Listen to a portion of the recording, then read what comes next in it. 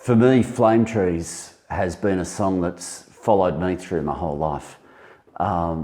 First band I ever actually saw, I would have been maybe this high, coming out of the Opera House with Mum and Dad after we'd done one of those free tours that you get.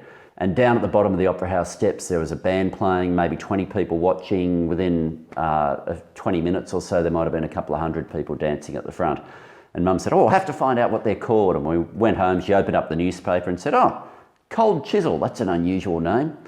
And I always followed the band pretty closely after that. The second album I ever bought was Circus Animals. And whether it was piano or guitar, I was always trying to fumble my way through different Chisel songs. That song in particular, when the 20th Century album came out, and I was too young to go to the Last Stand concerts, so with a couple of mates we pitched in together and we bought the video of it and borrowed it from house to house watching the Last Stand concerts.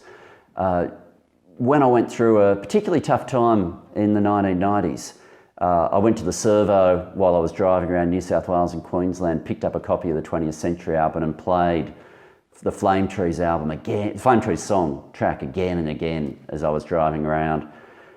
More than 20 years later, I was going through another period, personally just sorting a few things out that was difficult, and it was that exact time that the Sarah Blasko cover came out. So it hasn't mattered where I've been, that song has followed me through some of the most significant moments in my life.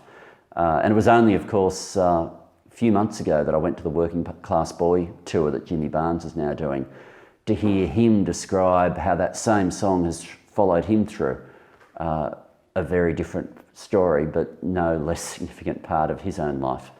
And I think that's what we sometimes miss. You can think that the story of an Australian song's entirely captured in the lyrics and the music itself, but so often there's moments, there's lines, there's emotions in that music that have captured an entire part of our own story. And for me, there's no song that's done that like Flame Trees.